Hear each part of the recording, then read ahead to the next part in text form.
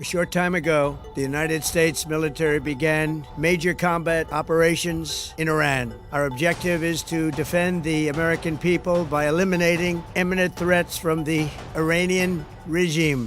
আপনি যখন এই ভিডিওটা দেখছেন তখন পৃথিবীতে খুব ভয়ঙ্কর একটা ঘটনা ঘটে গেছে, যেটা হলো হরমুজ প্রণালী বন্ধ ঘোষণা করা হয়েছে।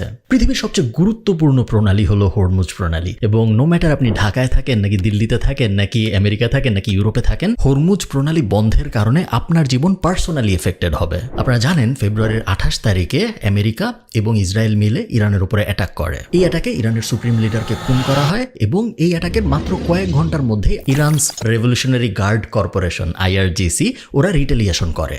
এবং রিটেলিয়েশনে ওরা এমন একটা জিনিস করে এবার, যেটা ওরা যে করবে এটা কেউ ধারণা করে নাই, কারণ ইরান অনেকবার বলছে যে ওরা হরমুজ প্রণালী বন্ধ করে দিবে, বাট কখনো করে নাই, এবার করেছে।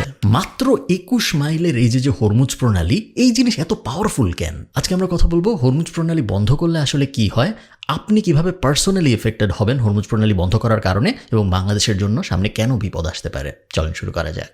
আপনি যদি গুগল ম্যাপে হরমুজ প্রণালীর দিকে তাকান, আপনি দেখবেন একদিকে ইরান এবং আরেকদিকে ওমান এবং UAE। মোটামুটি 104 মাইলের মতো লম্বা একটা প্যাসেজ হয়ে পানির, বাট ওই 104 মাইলের মধ্যে 21 মাইলের একটা জায়গা আছে যেটা খুব ন্যারো, ওই জায়গাটাকে হরমুজ প্রণালী বলে মেইনলি। ওই ন্যারো জায়গার মধ্যে 2 মাইলের একটা স্পেস আছে, যেই স্পেসটা পৃথিবীর ইকোনমির ভয়ঙ্কর একটা অংশ।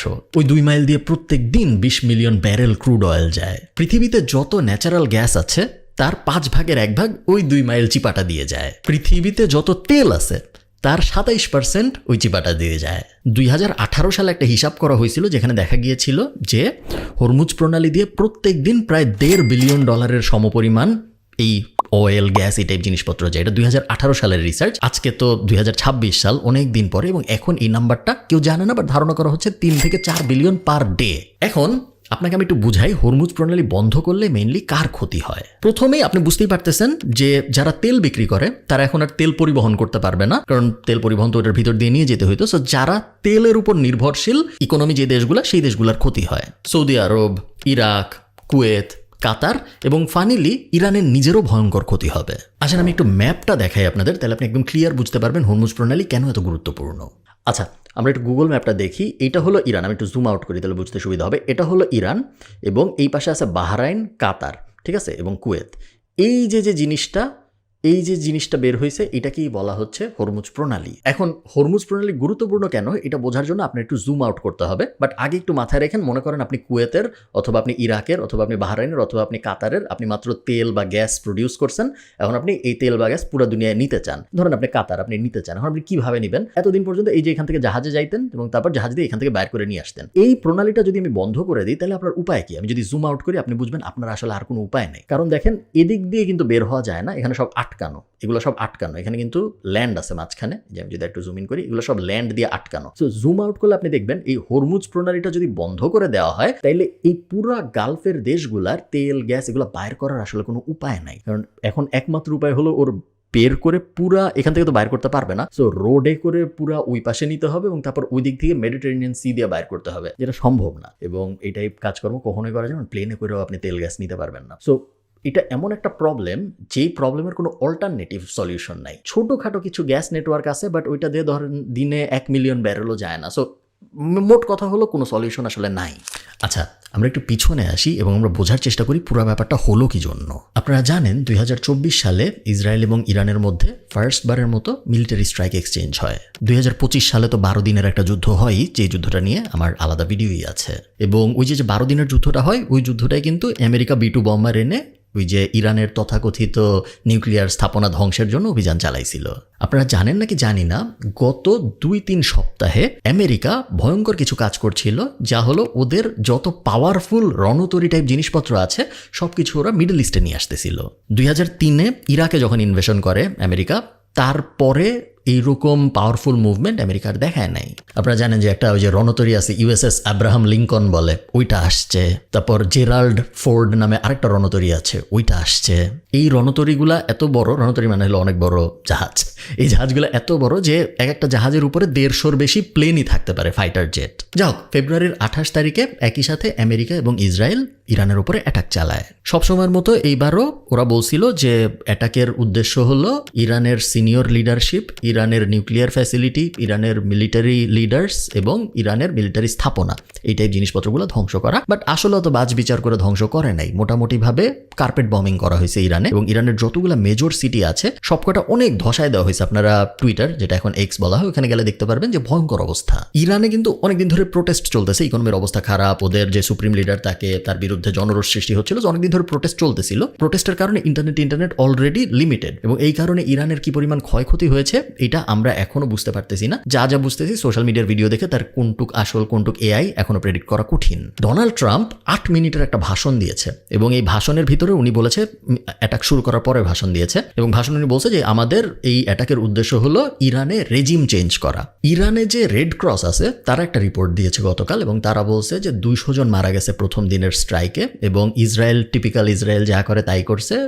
মেয়েদের একটা স্কুলে হামলা চালাইছে, বম ফেলছে, এবং 50 জন বাচ্চা মারা গেছে ওই জাস্ট একটা বমিংয়েই। যাই হোক, ইরানকে যখন অ্যাটাক করা হয় ইরান অবশ্যই রিটালিয়েশন দেখানো উচিত ছিল, এবং রিটালিয়েশন হিসেবে ইরান যেটা করে, ওর আশপাশে আমেরিকার যত বন্ধু বান্ধব আছে এবং আমেরিকার যত বেজ আছে সব জায়গায় একসাথে মিসাইল অ্যাটাক করে। বাহরাইন, কাতার, ইউএই, কুয়েত, এগুলো তো আমেরিকার বন্ধু, এবং এগুলোর বেশিরভাগ জায়গায় কিন্তু আমেরিকার বেজও আছে, সেগুলোর সবকটাই ইরান অ্যাটাক করে। আপনারা হয়তো দেখছেন অলরেডি যে বুর্জ খলিফা খালি করা হচ্ছে, কারণ বুর্জ খলিফায় বমিং এর আশঙ্কা করা হচ্ছে। পাম জুমায়রায় আগুন ধরে গেছে, কারণ পাম জুমায়রাও কিন্তু একটা বম পড়ছে। মোটামুটি ভাবে এই রিজিয়নের ভিতরে আমেরিকার যত বন্ধু আছে সবাই ভয়ের মধ্যে আছে, কারণ ইরান কখন ওদেরকে অ্যাটাক করবে কেউ বুঝতেছে না। এবং এই অ্যাটাকের সাথে সাথে ইরান আজকের ভিডিওর যে মেইন আলোচ্য বিষয় হরমুজ প্রণালী, সেই হরমুজ প্রণালীও বন্ধ ঘোষণা করছে। হরমুজ প্রণালীতে গত 24 ঘন্টায় যত জাহাজ আসছে সবাইকে ইরানের আর্মি বলছে যে ভাই তুমি দাঁড়ায় থাকো অথবা ফিরে চলে যাও, তোমরা ঢুকতে দেওয়া হবে না। Sepah Navy, Iran's Islamic Revolutionary Guard Corps Navy. From now on, all navigating through the Strait of Hormuz is forbidden. No ship in every type is not allowed to pass from the Strait of Hormuz till next notice. This is Sepah Navy, out. তেলের দাম বাড়ছে already, যুদ্ধের বয়স এখনো 24 ঘন্টা হয় নাই, 12%। বলা হচ্ছে যে 7 থেকে 10 দিনের মধ্যে তেলের দাম 2 গুণ থেকে 3 গুণ হয়ে যাবে যদি হরমুজ প্রণালী এভাবে বন্ধ থাকে। আমরা তেল করতেছি এই কারণে মনে হইতেছে যে হরমুজ প্রণালী দিয়ে মনে হয় তেলই আসে, বাট ব্যাপারটা কিন্তু তা না। হরমুজ প্রণালী দিয়ে অনেক গ্যাসও আসে। আপনারা হয়তো জানেন যে কাতার পৃথিবীর second largest, I think Russia first, Qatar second, ফার্স্টকে আমি জানি না, সেকেন্ড লার্জেস্ট এলএনজি প্রডিউস করে, এবং ওরা যত গ্যাস প্রডিউস করে সব গ্যাসই ওরা হরমুজ প্রণালী দিয়ে বাইর করে পুরো দুনিয়ায় সাপ্লাই দেয়। বাংলাদেশও কিন্তু গ্যাস কিনে, এই এক্স্যাক্টলি এই চ্যানেল দিয়ে আসে। পুরো দুনিয়ার 20 থেকে 30% গ্যাস এই চ্যানেলটা দিয়ে বের হয় শুধু কাতার থেকেই, এবং পুরাটা বন্ধ। আপনার বুঝতে হবে তেল, গ্যাস, জ্বালানি, যেটা আমরা বলি সহজ বাংলায়, জ্বালানি জিনিসটা এত গুরুত্বপূর্ণ যে জ্বালানির প্রাইসে যখন ইম্প্যাক্ট পড়ে তখন আমাদের জীবনের সব কিছুর উপর ইম্প্যাক্ট পড়ে। কারণ ধরেন আপনি চাল কিনবেন, চালটা তো ট্রাকে করে আসছে, ট্রাকে করে কিভাবে আসছে, ট্রাকের ভিতরে তেল ছিল, ট্রাকে করে আসার আগে কৃষক যখন ফলাইছে তখন কৃষকের কাছে ওই বীজটা আনতে তেল দিয়ে প্লেনে করে বা জাহাজে করে আনতে হয়েছে। পুরো দুনিয়ার ইকোনমি অ্যাকচুয়ালি তেল এবং গ্যাসের সাথে ভয়ঙ্করভাবে রিলেটেড, এবং এই কারণে বলা হচ্ছে যদি 30 দিন হরমুজ প্রণালী বন্ধ থাকে তাহলে পুরো দুনিয়ার রিসেশনে চলে যাওয়ার সম্ভাবনা 75%। রিসেশন হলে কি হয় আপনারা হয়তো জানেন, রিসেশন হলে জব বন্ধ হয়ে যায়, নতুন কোনো জব ক্রিয়েশন হয় না, স্কুইজ হয় ইকোনমি, মানে কেউ খরচ করতে চায় না। কেউ যখন কোনো কিছু খরচ করতে না চায় কোনো একটা দেশে, তখন ওই দেশের জিডিপি হ্রাস পায়। কারণ ধরেন আমি বেতন পেয়েছি কিন্তু আমি খরচ করব না, আমি যদি খরচ না করি তাহলে দোকানে আমি বেশি টাকা দিব না, দোকানে আমি যদি বেশি টাকা না দিই তাহলে ওই দোকানদার যে সে বেশি ইনকাম করতে পারবে না, সো সে তার বাচ্চার জন্য বেশি খরচ করতে পারবে না। সে যদি তার বাচ্চার জন্য বেশি খরচ করতে না পারে তাহলে তার বাচ্চার জন্য সে যেখান থেকে জিনিসপত্র কিনতো সেগুলোও সে কিনতে পারবে না। সো পুরো ইকোনমিটা শ্রিঙ্ক হয়ে যায়, যেটা ভয়ঙ্কর বাজে একটা ব্যাপার। এবং আপনারা বুঝতে পারতেছেন যে একদম বিপদে না পড়লে ইরান কখনো এই জিনিস করতো না, কারণ ইরানের নিজেরই 95% ইনকাম হয় এই হরমুজ প্রণালী দিয়ে। সো হরমুজ প্রণালী বন্ধ করে নিজের উপরেই ভয়ঙ্কর একটা বিপদ ডেকে আনছে, বাট ও বাধ্য হয়েছে ডেকে আনার জন্য, কারণ এছাড়া আর কোনো উপায় ছিল না। বাংলাদেশের কথা যদি আমি আপনাকে বলি, আমাদের অফিসিয়াল ডেটা হলো আমাদের 40 দিনের রিজার্ভ থাকে, 30 থেকে 40 দিনের মতো অয়েলের রিজার্ভ থাকে। মানে হলো নতুন অয়েল যদি ইম্পোর্ট করা না হয় তারপরেও আমরা বাংলাদেশে 30 থেকে 40 দিন গাড়ি চালাইতে পারবো। বাট এরপর কি? এরপরে যা হয় তাই হবে, পাওয়ার কাট, ধরেন কারেন্ট চলে যাবে, গ্যাস দিয়ে যা যা চলে ওগুলোর দাম হয় অনেক বাড়বে, অথবা ওগুলো বন্ধ হয়ে যাবে। এটা ভয়ঙ্কর ব্যাপার আসতেছে সামনে। আরেকটা খুব ভয়ঙ্কর ব্যাপারে আমরা এফেক্টেড, যেটা ইউরোপ হয়তো এফেক্টেড না, কারণ ইউরোপও কিন্তু তেল গ্যাস অনেক ইম্পোর্ট করে এবং ওদেরও তেল গ্যাসের ক্ষতিটা হবে।